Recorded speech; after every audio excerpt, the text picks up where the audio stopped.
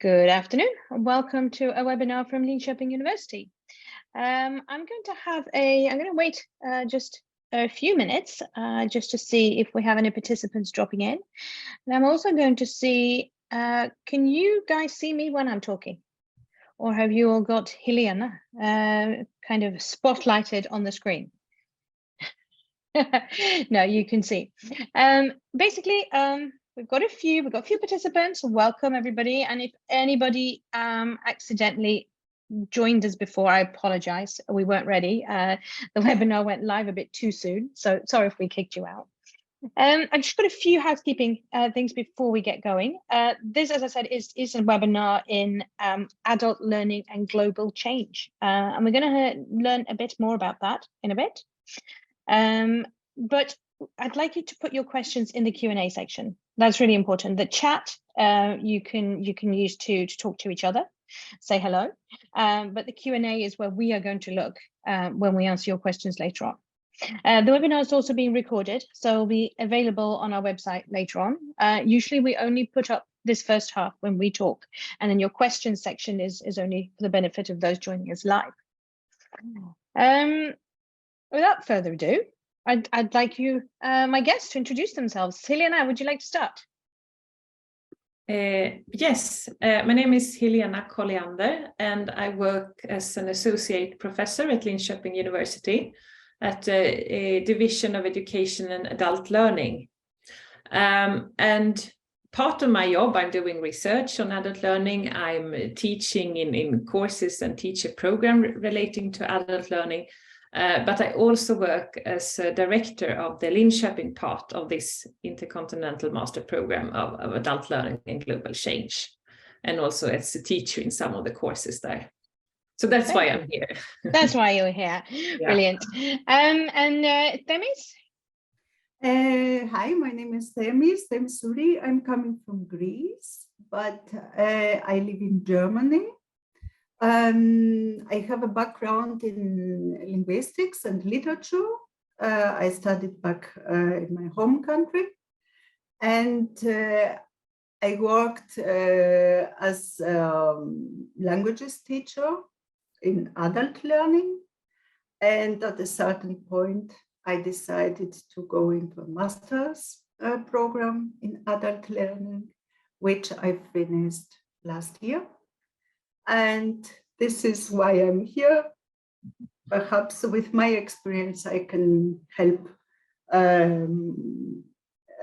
new peers to start their course. I'm sure you will. I think this is going to be a brilliant combination of having the teacher's perspective, but also a former student's perspective. And I think it's fantastic that we're actually doing this live, or rather not live, but rather online, as it is an online program. And I'm in Linköping. Helena, you might be in Linköping or Norrköping. We have.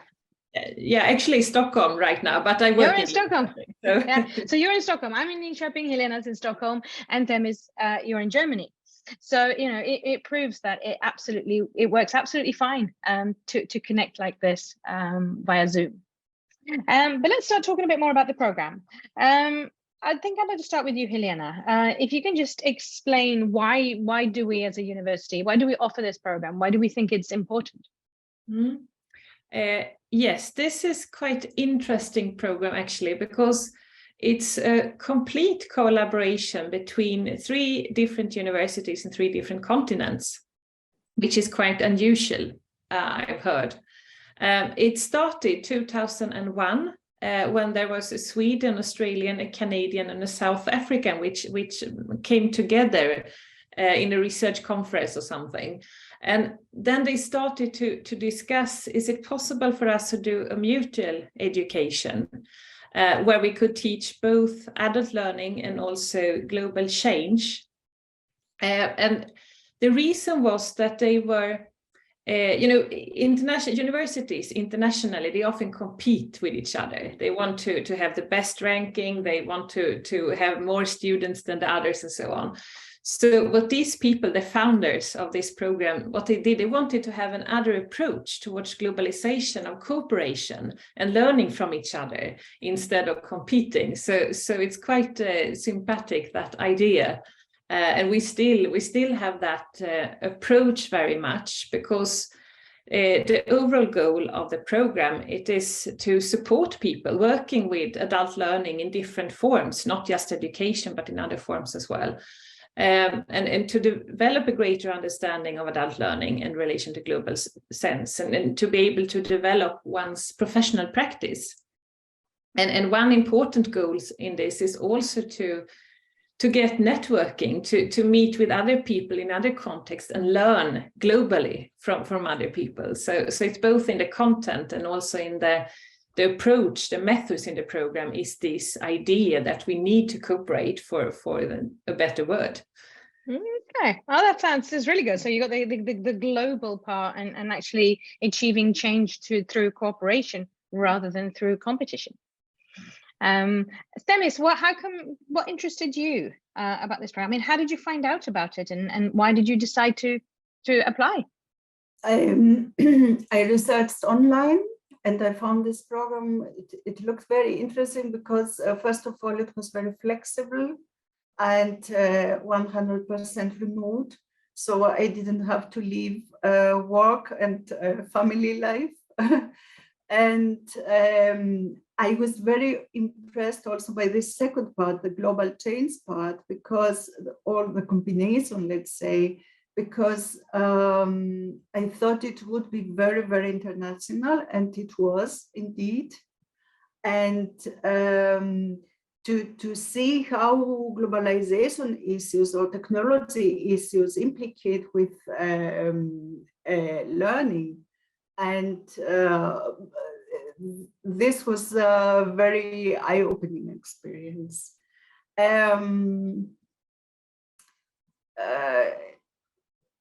I also read on the page that it is from different disciplines. People are coming from different disciplines.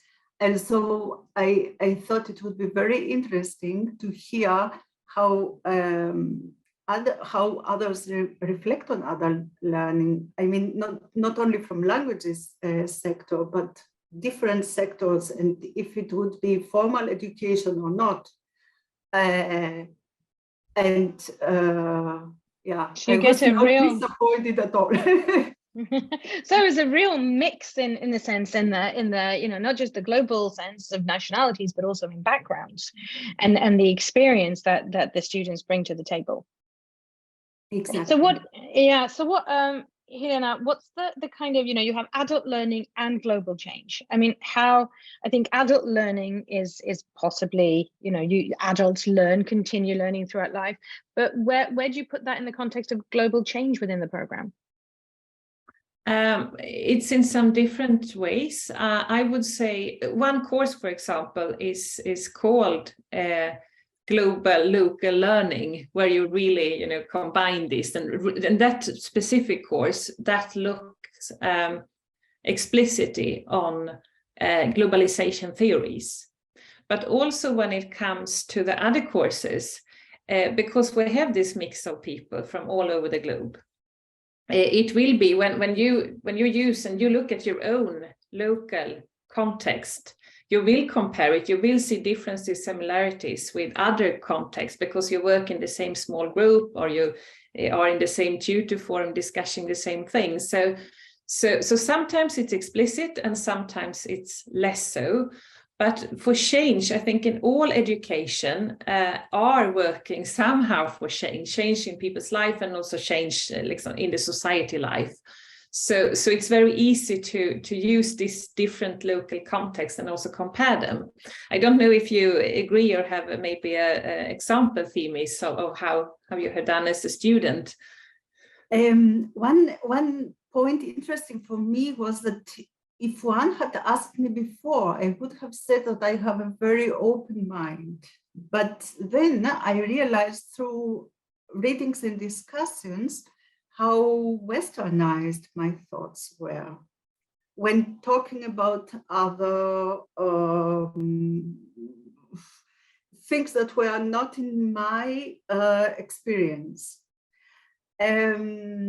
Also, it was very interesting to see learning, for example, as organizational learning.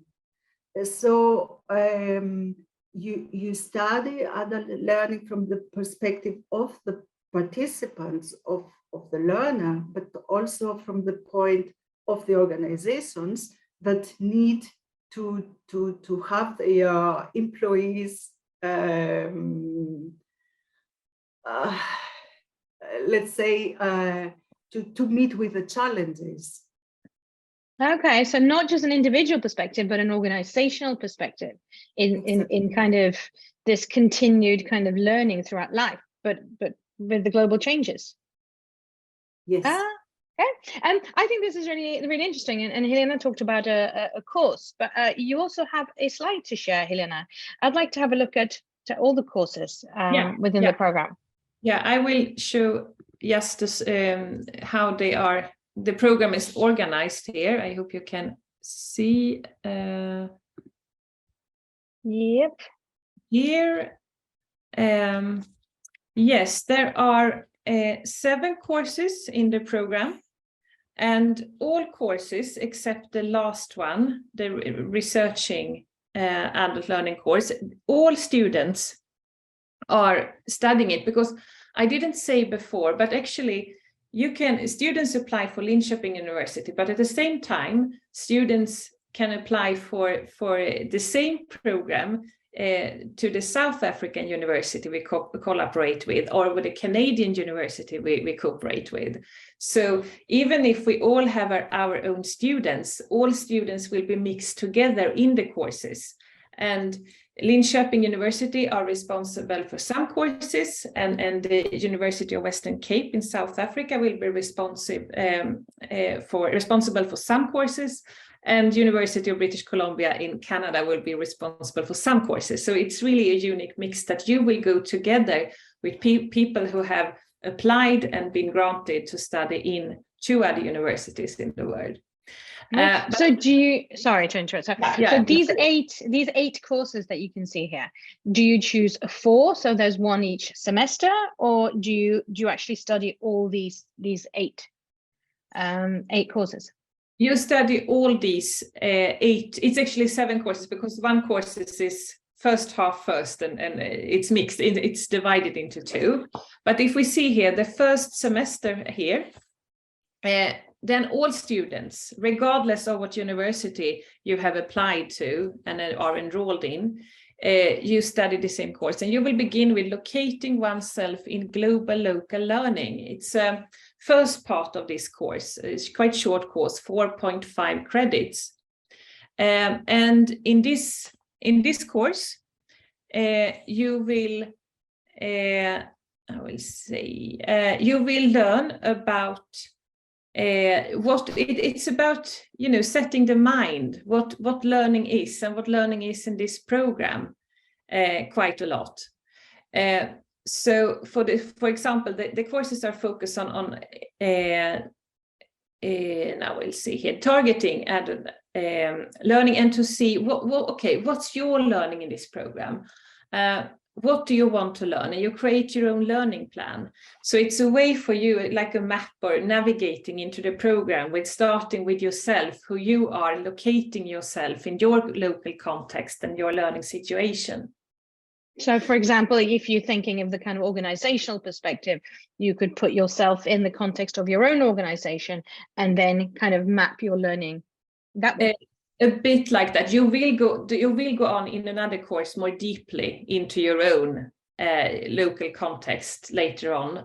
So this is a less theoretical course, but you really try to locate yourself where you are. And then you go on then to the adult learning course, which is the same semester, first semester. And in the adult learning course, the students will study different contemporary theories, common theories of learning.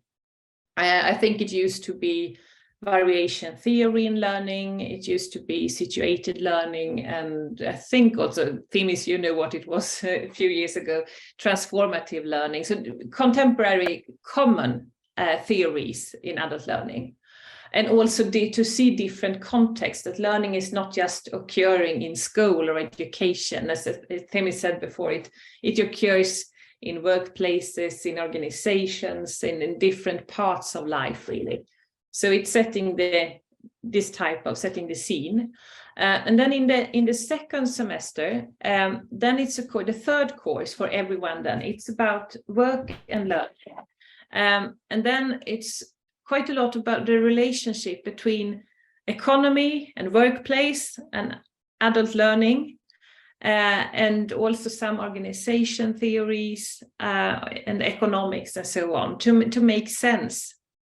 And what's here too, it's still the local experience of students. So the students in all courses use their own knowledge and their own experience to reflect them in new theories, in the light of new theories which they read about. So this is focused on learn, because lots of learning is happening in the workplaces. And then the next course in the same semester, the springtime semester, it deals with fostering learning in practice. And here we can see that learning is often, it's not just organized, it's often informal, it's sometimes incidental, it's just happening.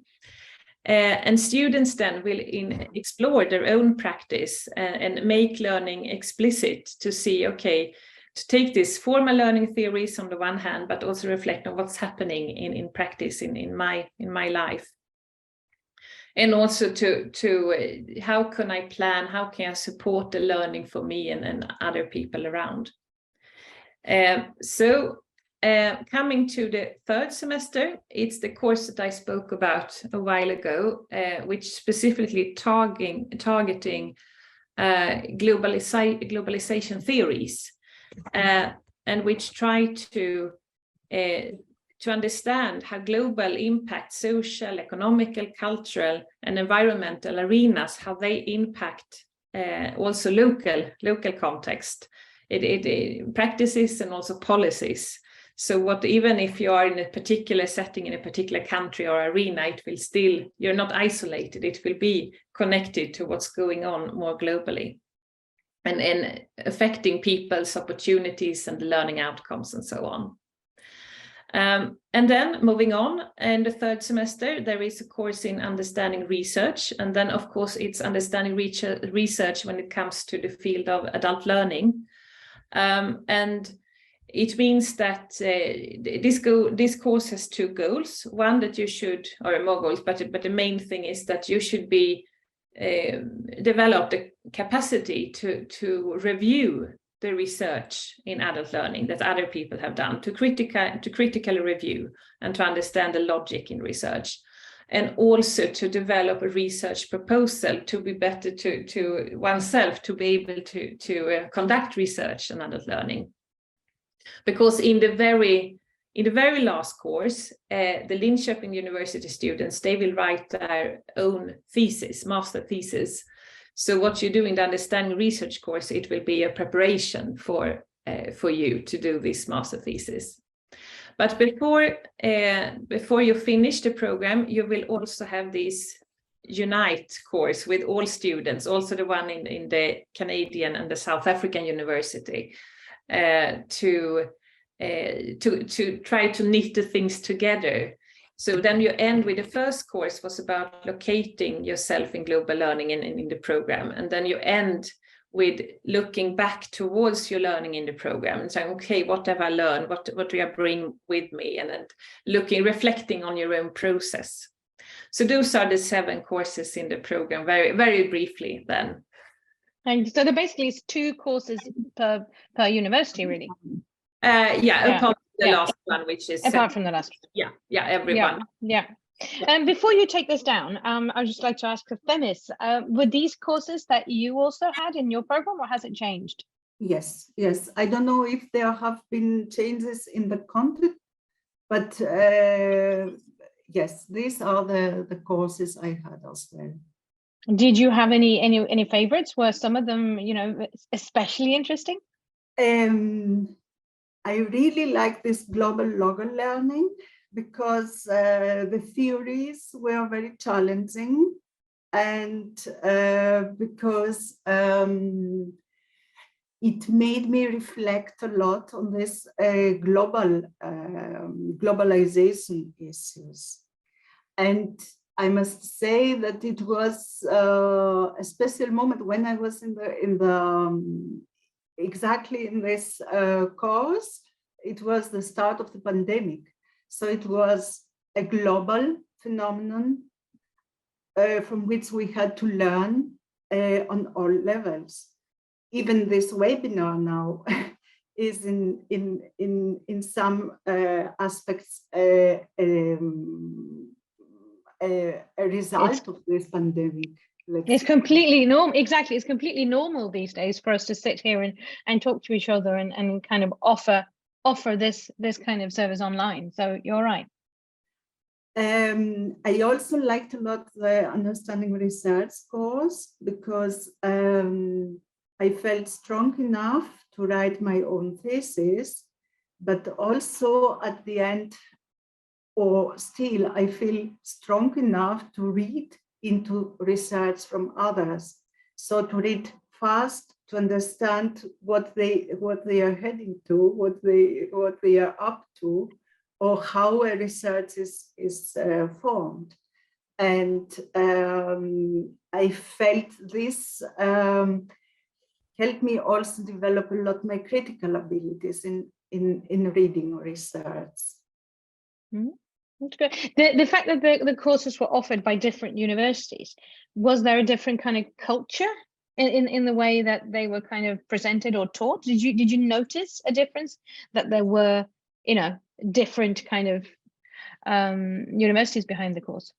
Not particularly, because I think they come in a consensus, let's say, how the syllabus is developed. So there are not huge differences in the organization. You have the readings, you have the tutor discussions, you have the assignments, and some assignments are individual, some are pair work or a group work, and the groups might be smaller or larger, but more or less, this is how you work throughout the courses. Okay, thanks. I'd like to spend the next, say, 5-6 minutes before we move on to questions, talking about the fact that this program is online, it's offered online and in different parts of the world, which means, I mean, what's the program like? Do you have live lectures, or are they all recorded? Do you have lectures? Maybe Helena wants to just say a few words how it's offered, and I'd like to hear your experience of it, Themis. No, we don't have lectures in that sense, because we have no mandatory live occasions in Zoom and so on. And like Themis said, most people are working, and most people are also living in different parts of the world. So it would be impossible for us to require students to actually, okay, now you have a mandatory meeting when you have to be here. So instead, the program is in its base asynchronous, which means that we are requiring students to every week be there to write their contributions regularly, not just doing their own assignments. It's a lot of interactions in small groups sometimes, or in tutor groups also. And do you use something like, you know, Classroom, or, you know, an online classroom where you can see everybody's contributions? We have started after Corona to have some, maybe once a course, to have a non-mandatory meeting. Like, for example, I will meet the students in Understanding Research next month, because it's for an introduction. And then it will be recorded as well, and I will put it so people can access this afterwards. But we still don't have the lectures. It's more like voluntary meetings, like saying hello to people, feeling that you're not alone. You can see the others saying hi. You can get a bit of introduction maybe, but not the lecture itself. It's still asynchronous, and it's quite important principle of the program, because we have students in countries where their internet access is not so good. For example, in South Africa right now, they have a lot of load shedding, as they call it, when they put off the electricity for some hours now and then, and it can also affect the abilities to use internet. I had a student in another course the other week. He is working in Burma. I think he's not from Burma, but he's working there, and due to the civil war, the military can silence the internet for a while, so it's very vulnerable. We want all students to be able to participate more in equal circumstances. So that's why it is. But we understand the need of seeing some faces, and Zoom has helped us after Corona to help people to gather a little bit more than before. But do you also have like a platform where you can kind of like a forum almost, where you chat, you ask questions, and everybody sees it? So as a group, you communicate, but not in real time. Yeah, we use the Linköping University platform for all universities. We use the same, and usually in a course, the students are divided into 3 groups with 3 different tutors, about maybe around 15 or something participants in each. So then you have your peers and you have your tutors, and you discuss things, and you have the readings, and maybe you got an introduction from your tutor or from the course director. Okay, this week you will work with this and this, and you will read this and discuss this. And then, as Timi said, sometimes there are small group assignments. In quite a lot of courses we have that one assignment may be individual, and one assignment you work with in groups, in small groups. And then it's also required that you work together with your peers. Which could be challenging in different time zones. Phyllis, what was it like? I mean, I can imagine it takes a completely different kind of mindset to do an online program compared to when you have mandatory lectures. You get up in the morning, you go to university. I mean, how did you manage this? How did you stay focused? I must say the first year was difficult for me because I worked full time, and it was very hard to come back from full-time work in the evening, follow all the discussions, do your readings, prepare, and then also participate. And this was too much. But it worked very good with part-time work in the second year. So I was able to work and to study and do my research later on.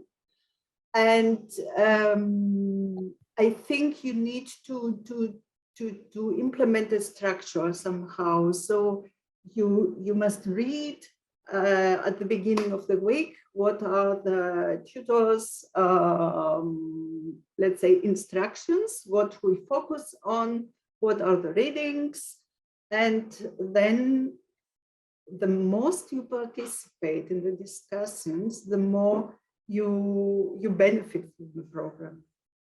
So it was at the beginning, you may feel a little bit shy, or you may not be so sure if your English is perfect, etc. But this is not what it counts. So the more you engage in the discussions, the more aware you will be at the end. So the more you benefit from the experiences and the input of the others. What for me, what I also did was that the little free time I had, besides studying, working, and family life, I tried to have really quality time.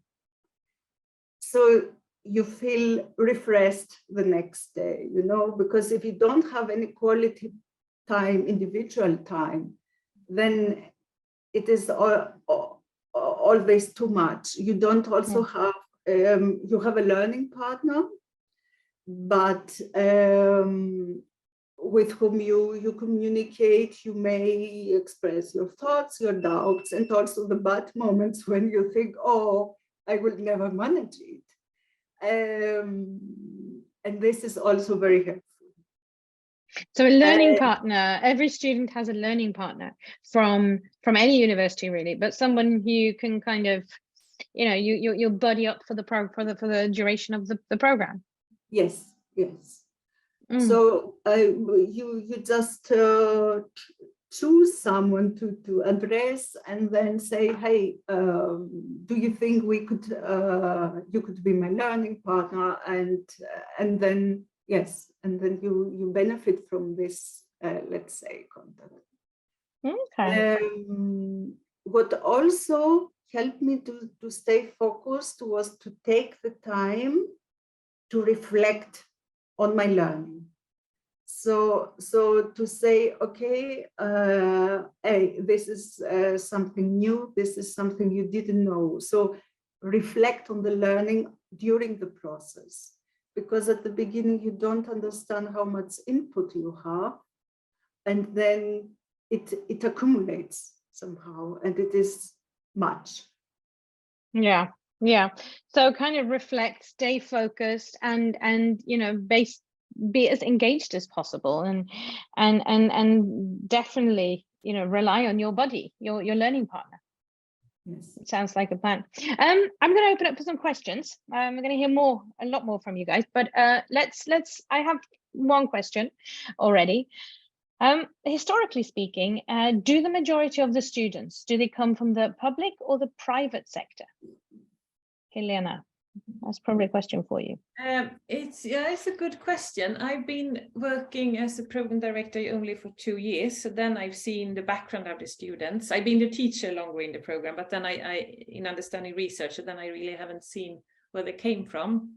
But I would say it's quite a good mix of, there are teachers, of course, and most teachers then, well, it depends on, I mean, adult education could be in the non-formal sector quite in many countries, but it's still non-formal, it's still education. But we also have quite a lot of students, and Themis, you will give your experience later, but we have quite a lot of students who work with in-service training, or who maybe have been working in social organization, to want change through learning more informally, and sometimes someone working in a museum, public. So it is really a mix. I couldn't say really that it's just, but I think it's maybe not so much of private sector, but it could be the service sector, but it can also be non-government organizations and so on, these perspectives. But all students need to have some kind of background in education. Am I correct? So you need to have some kind of work experience or academic studies. We have different pathways into the program. Either you should have a bachelor degree with a major in adult education, adult learning. That would be optional, but this is not common because there are not a lot of majors in adult learning or adult education. So what we do is that you could alternatively have, perhaps you have teacher education for upper secondary school, which is not really adult education, but it's as near as you come in many countries. So lower secondary education is not, it's not legitimate in this, but the upper secondary are. But it could also be that you have a bachelor, you have studied psychology or sociology, which are subjects laying very close to education, adult education. Or you may have a completely different bachelor. Perhaps you have a bachelor in, I don't know, civil engineering, but you have worked in the field of adult education in 1 year full time or equivalent. So what you can do, it is to submit your working merits, your work certificate, to show, look, I have been teaching, or I have been working maybe in the municipality with developing adult learning questions, or I have been a principal, or I have worked with staff training in my organization or in my work quite extensively. So they should be, yeah, at least one year full time. So it's we have different possibilities here. So you definitely see that's how you get the kind of really wide variety of backgrounds that Femi has talked about, and that not just nationality wise, but also education wise. Okay, thank you. The next question is, will students have a supervisor during the course? So do you have one supervisor, specific contact? No, well, in each course, there will be the course director and your tutor, which are from the specific university, which are giving the course. But at the same time, in each course, for example, there will, in the courses which our collaboration university gives, there will be a Linköping University tutor in each course. So you can ask your specific questions concerning Linköping questions in the course to that person. It can differ. We have actually 3 different people using in different courses using to take this position. And of course, if you have a specific question about the program, you contact me as a program director as well. So there are channels to reach people, but you will not have the same teacher tutor supervisor during course. That will differ, but you will always have access to contact in Linköping University who will follow the course. And for the thesis? For the thesis, then you will have a supervisor, definitely. Yeah. Definitely. Of course. Okay. Did you find that? What did you think of this, Demis? Did you ever miss having that kind of personal tutor supervisor? No, I knew that if something concerns the university, I will have to reach out to the contact person assigned for the course from the Linköping University. And if my questions were about the content, then I would have to reach out to my tutor. But content questions we have mostly resolved in the group. So it was so you rely on your peers as well, and I don't think there has been any question which was unanswered.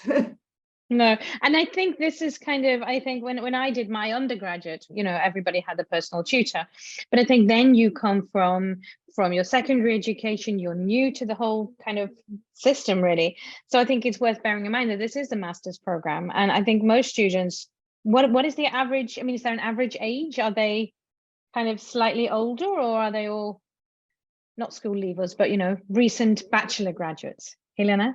I would say they are a bit old. I mean, there could be younger people also, but since many people actually have worked, so they have both taken a bachelor, and some people have taken more than that as well, doing a second master or whatever, but and also worked for a couple of years. So I would say it's a really big mix in age as well. It could be maybe between 25 and 55 at least, something like that. I don't know if you but yeah. It's the next question. What is the ballpark figure for hours dedicated to the course per week? It is a part-time course, and for a full-time course, we say 40 hours per week. So I assume you should spend a minimum of 20 hours a week. Does that sound like what you did, Themis? Yes, 20 hours was the minimum I spent.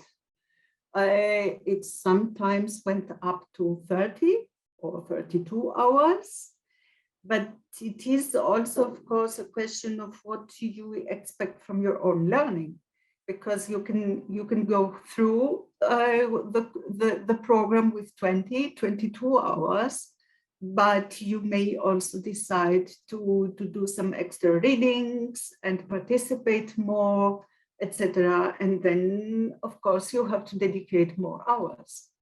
Helena, what do you expect from your students? Yeah, I expect the same theme is said, that you need to assign. Some people think, okay, it's just part-time program, I can do it a little just on the side, but it actually requires 20 hours at least. Of course, then it's difficult. It depends on your own experience. If you are very used to read a lot of literature in English, for example, or are you used to read them in another, I mean, it also takes time when you do it in a second language.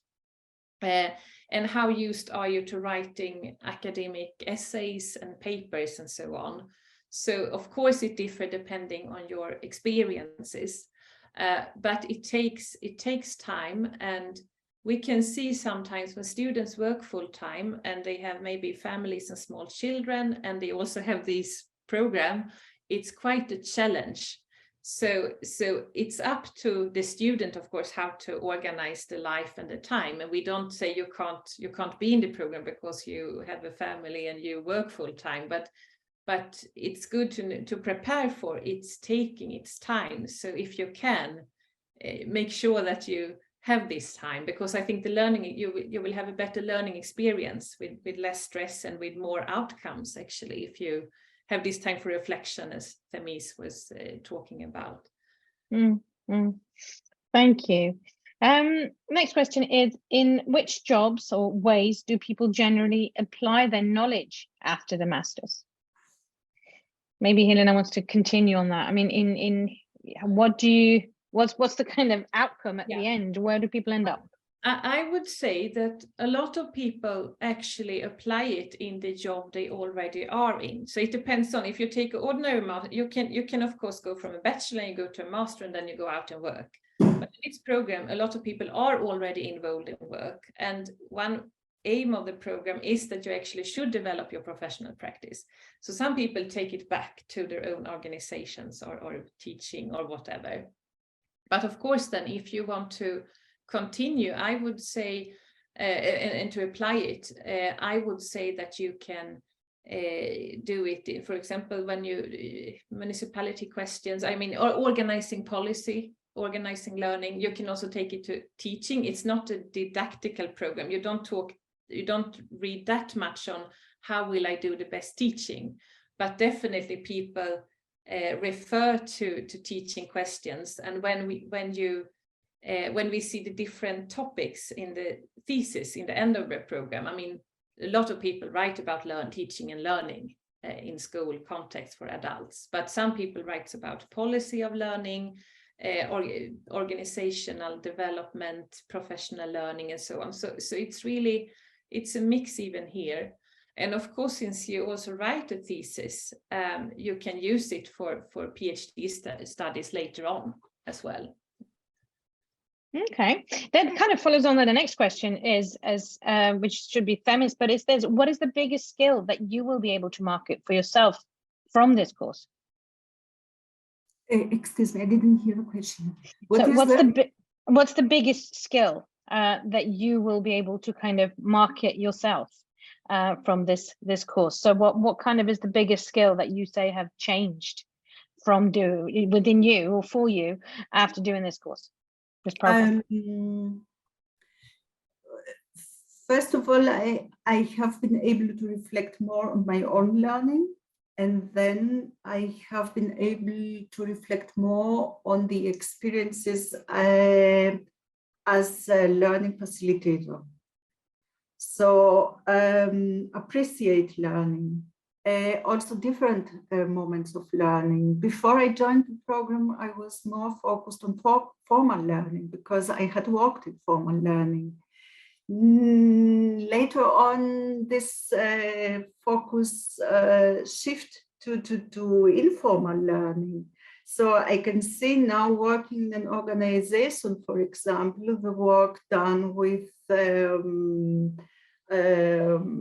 trainers within this organization, from the HR or personnel development, from the HR department.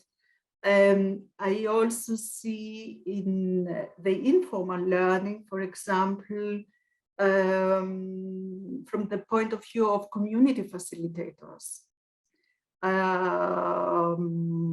So I am more aware of learning, not only the formal forms I had on my mind before I joined, but also learning outside.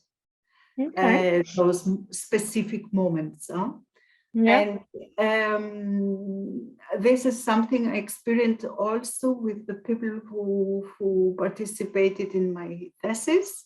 So I decided to write on the learning that takes place in my hobby, a cycling community. and people were very positive to participate, and but they didn't quite understand what they have to do with the whole thing. And after I said, okay, at the end about, we had a discussion as a group, and I asked them about learning. They said, oh, we don't learn, we already know how to cycle. And I said, that's right, but do you think everyone can join this group and just cycle along with you? So they realized what kind of process it is to cycle as a group or to cycle more ambitiously. And because for everyone this is a hobby, they didn't realize before that there is a learning process there, and that they come from A to B. And they appreciated their hobby otherwise as well. But they saw that the learning is involved, which again, in your workplace every day, you know, you learn from tasks that you, I suppose, take for granted, or, you know, you think you know them because I know this, but there are different kind of steps in every process. Exactly. Do you, Helena, have a perspective on what's the biggest skill that students tend to be able to use to market themselves after the program? I think I can see some things in Thimi's story of reflection about learning, and also I want also to add the situation of having a better understanding of what different conditions in different places and contexts, both, I mean, could be within a country or between countries and situation that really can differ, and what it makes for learning these kind of things. But I also think it's like Thimi said, she had a favorite course, global local learning was a favorite course, and somebody else might feel, okay, this work and learning, this is something I'm really interested in because it is what I deal with. So that's why many people also say when they come to the thesis, then they have to choose the topic they really like, and they could really go deep into it. And there are quite some varieties there, what people choose and not choose. So, but I think one strength of it is that you actually use your own, quite a lot of your own context. You use common sense and you let it mix with theories, scientific theories, and you start where you are. And you look. So your strength there, and your strength going forward, is the fact that you're able to put all this, you know, the personal experience that some of it you already had, but all of a sudden you can put it in a more academic context and support a lot of it with research, really. The next question I have here is, what's the average group size, or what's the capacity for the classes?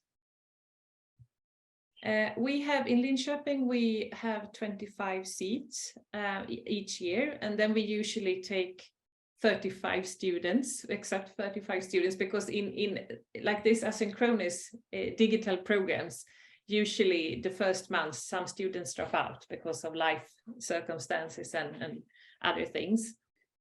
So I would say, well, I usually teach in the end of the program, and then there are between 40 and 60 students left in the whole program, because some people from three different universities. Yeah, because the people take study break and then they come back next year and so on. So it's a bit flexible sometimes, especially during Corona, because many people feel that it was a tough time for many people. So when and then we used to divide the students into 3 groups. So for example, in this group, it could be between 10 and 20. That's what I would say during the program. Do you agree, Themis? Yes. On average, yes. Thank you. Another question is concerning the English language skills required. Some of us have degrees that prove our proficient communication, but not bachelor's degree. Do we have to get a special degree in order to attend this program? I'm slightly confused. I mean, do you understand the question? I think I'm not sure, because I think it's 2 different things here. I mean, you can have a bachelor in studying in Swedish or Greece or in your home country. So the bachelor itself doesn't need to be in English, but then your level of English should be in a certain, there are some tests, and I'm not sure now. It's 6.5 IELTS yeah. or 90 in the TOEFL. So that's the minimum required, which I assume is because that's what's really necessary to be able to keep up with the program. Yeah, I think they're different. If you're a Swedish student, I think it's enough to have from your grades from school, because there are some different regulations. But the fun thing is that most students are not Swedish in the Linköping University students. We have mainly European students, I would say. A lot of people from Greece, Cyprus, but also from UK, from Germany, from Finland, from Slovenia, really Ireland, lots of and also we can have Canadian students, even if Canada have their own, you can apply to intake, yeah. So it's for everyone. Yeah, university admissions .se, they have a page with country specific information, because I know, for example, you mentioned Germany. If you've studied in Germany, chances are you don't have to take a test to prove your English, because it will have been in the secondary education. And if you have done a bachelor in an English speaking country, that should also make you exempt. So, but it will say the specific requirements in terms of language under country specific information. But what I also seem to understand in this question is there's maybe they don't have a bachelor's degree, but they have to have a bachelor's degree to be eligible. Is that correct? Yeah. Yes. So you don't need to get a special degree. You need to have, as we said before, either you have a degree in adult learning, or you have a different degree, but you've worked for at least a year. But you do need to have. You have not especially in adult education, but you have in a relevant field to adult education, like psychology or sociology and so on. Yeah. So I hope that answered the question. The next is, in the past, I had to drop out of the program because of a life situation. Is it possible to reapply to re-enter the next cohort? If you have dropped out, you are out of the list, but there is no rule that says that you can't come back. I never heard of such a rule. No, so no. You can. Yes. Yes. And so you can apply again. Application period actually opened today, closes 16th of January. But you won't be guaranteed a place just because you were once admitted. So you have to redo it, but all your documentation should be there. Just make sure it's still correct. And then you apply again. And if you were admitted in the past, obviously you have the kind of the basic eligibility that you need, but it all again depends on who else applies. But absolutely you can reapply. Someone is wondering, somebody who already has a master's in adult education, do you know anything about the possibilities of a PhD position? Talking about my own division, then we have sometimes PhD positions announced, because it's work when we announce them, when we have funding for them, and it's maybe every 4th year or something. And early on this year we accept four new PhD students, 5 new students actually. So right now I guess it will take a while until we announce next time. But of course, you could keep your eyes open for this type of announcement. Often though, Swedish is something which is required because you are expected to teach part of your university. Because in Sweden, when you get employed as a PhD student, you're actually employed as a staff member. So you will also do some work apart from your studies. Yeah, that's the thing. So you have a look on our website, vacancies, and you'll find the vacancies there. So can I prove my English proficiency by submitting proof of 1 year of master level classes from the US of A? Have a look at university admissions, I'd say. It says what's required. Usually 1 year master level classes is 60 ECTS credits. Equivalent of ECTS credits, which is the European system we use. And usually 60 credits studied in English is enough a lot of the time, but have a look at the country specific information for where you studied. So from the US. And the US, you also have to send documents directly from your university to your university admission. So the university has to send it. You can't send your own transcripts. But I hope that answered your questions. I'd like to hear from Themis. When you applied, the whole application process and then starting, is there any advice you'd like to give, Themis from 3 years ago? Say I should have done this, or oh no, don't forget to do that. What was your whole experience? No, it was a rather easy experience. So it was important to have all my documentation from the university, from Greece, translated in official translation and so on. And then I did not have an English certificate, but I had my undergraduate studies in English. So the university had to supply some additional confirmation, certification, whatever, that 100% of the courses were taught in English. And this was enough for my application. So just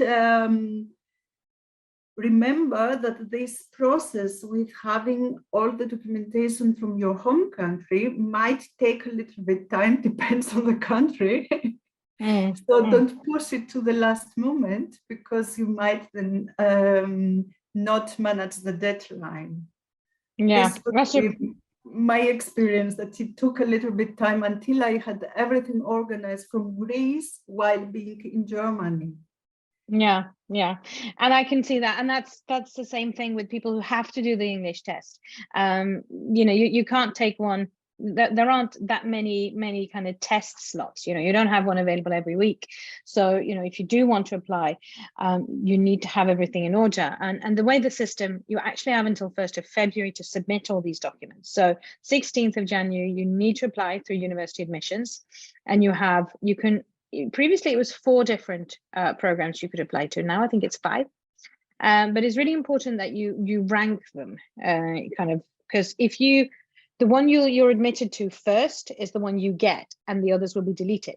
So you have to think about what you really want to do. It's not like you will get 5 offers and then you can choose. So it's important, but you do that by the 16th of January, and then you have until 1st of February to submit this. But that's really, really good advice, that, don't sit there and think, oh yeah, I'll do that. And then you realize that others who have to do their part aren't as quick as you. Thank you. I have a few more questions before we're going to finish. We're also wondering, are there any opportunities for exchange programs with good universities in Nigeria? I mean, because this program is already between 3 universities, are there exchange opportunities? No, there is not. There is the 3 universities which are the exchange. Yeah, thank you. Now we have somebody. Sorry about confusing you. Don't worry. I'm from Greece and a US citizen, and we have 2 options concerning English. Either you study 4 years English in a Greek university and get a bachelor's degree, or you get a degree of proficient communication through tests for universities. So if you have done 4 years of a 4-year in a degree in Greece that was taught in English, then you're fine. So you have the option, if you're from Greece, for example, to studying in Greek or in English. Okay. My degree was in English, so English literature, and the university had to testify that 100% of the courses was in English. So not taught in Greek. In English. Yeah, taught in English. Yeah. So you didn't have to do your test.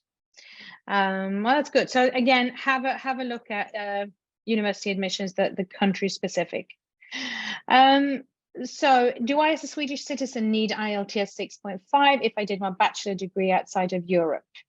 It depends. If you did your secondary education, so gymnasiet in Sweden, no, you don't need a test. If you're a Swedish citizen but only came to Sweden after you did your bachelor degree, then it depends. It depends what the language of instruction was in the bachelor degree.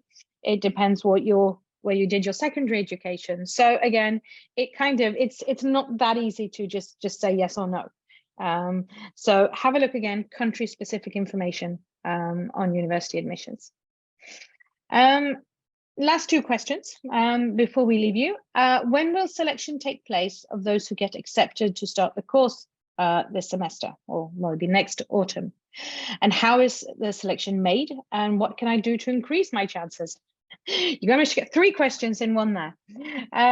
The selection will be announced, I think it's end of March next year. It's a bit earlier than normal. Normally it's beginning of April, but it's end of March next year. And that's when you will find out if you're accepted. Selection, I believe, is based on academic merit. Elena, am I correct? Yeah, I think so. I'm actually just checking who is, if you have a relevant education, and then it's the admission office which do the basic on academic, but it should be academic merits. Yeah. Yeah, so they do the kind of the basic requirements, which are, so you've got the English, you have to have a bachelor's degree, so you meet all those, and then you have the specific, which Helena then checks, which is, either the 1 year or the relevant subject. And bachelor. If you have, it's important to say, if you have, like, maybe you have worked for 10 years, but only hours, put everything, let the work certificate include, signed by your employer, be signed, because even if you haven't been working full-time for a specific year, this together might be a full-time, but you really need it in the certificate as well. And this is the same thing. You could also attach a syllabus, because again, your degree might have contained a lot more than you think is relevant. So attach. Just make sure that rather be safe than sorry. It comes to what can I do to increase my chances? Well, if it's now for next year, and you have worked a little, start to work more into some kind of adult education, or take a course. But as you have to submit your application already in January, it might be a short time to improve until next year. But otherwise, take more relevant free courses or work with adult education in some ways. Yeah, and make sure you submit everything, because I think common mistakes are, for example, if you're a European citizen, you're exempt from paying fees, for example. So what you then need to do, you need to upload your passport to prove that you're a European citizen. A lot of Europeans miss this. Then they will be entered as fee paying, and they don't pay the application fee, which means they're out. Which is, such a small thing that you need to remember. And just make sure again that the transcripts, that are officially certified, that they are translated if they need to be. So it's all these little things that it's easy to kind of just miss these tiny things. And then the last question, it's a very easy question. I missed the first half an hour. Will there be a possibility to watch the recording somewhere after? Yes, there will be. We have recorded this and we will put it up on the program webpage. We also have a page with webinars, so you can have a look there. We might not add the Q&A section. We normally don't, because it's a bit heavy to kind of put a webinar that is an hour long up.